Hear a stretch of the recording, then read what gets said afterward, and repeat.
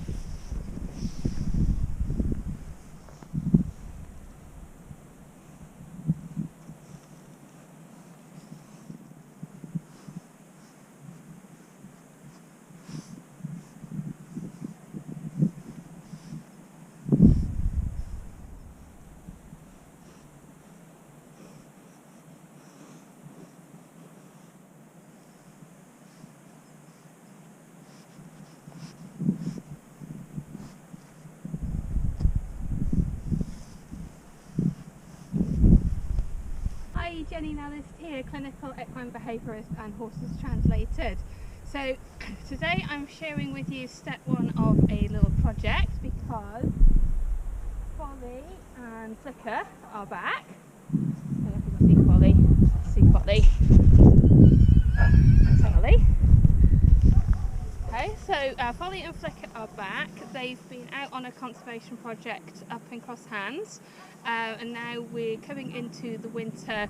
We want to prepare Folly for his castration early next spring. So what I am doing with them is just coming in. I'm teaching that if I've not got my halter or my treat bag on, then I'm just walking around the field and it's nothing to do with them, so I won't interact with them. And when I have got my halter and my treat pouch, as you'll see in the video coming up, then what I'm looking to do is associate that with interaction with them, or them interacting with me as it's going to work out, and then at the end of it me leaving a little bit of food.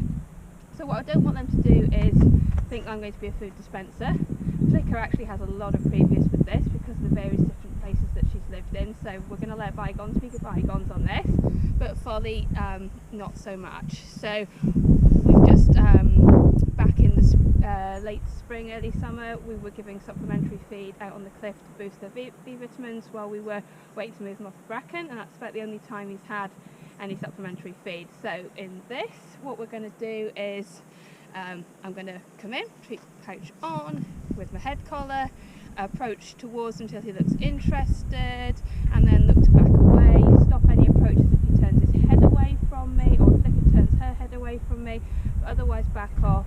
Let Flicka do a lot of role modelling because she is interested in me and what I've got, but she is a little nervous. She's got a bit of an approach avoidance conflict over people with food because she's previously lived with more dominant individuals who have basically pushed her away, so she's wanted what they've had but she hasn't dared gone and taken it, so she gets quite emotional about that. So we want to keep it really low key.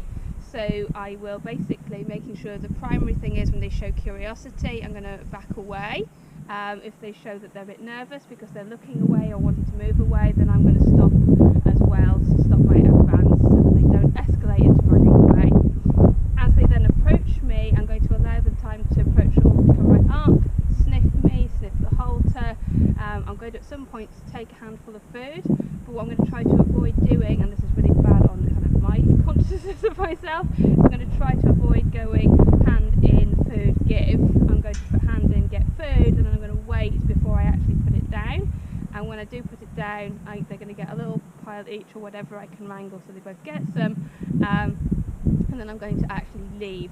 So everything builds up to me giving them food and actually leaving, so we get a sequence where everything leads to that one good thing. So I'm not teaching them to get really hyper about the food or to start mugging me because it's not being given out super fast, because horses are quite sensitive to sweetness in food and they can get really excited, and I don't want to bring Flicka's emotional conflicts back in. So I'm going to shut up now and you can watch the video of how I did it, and I'll try and update again in a week to see how it's going on. Okay.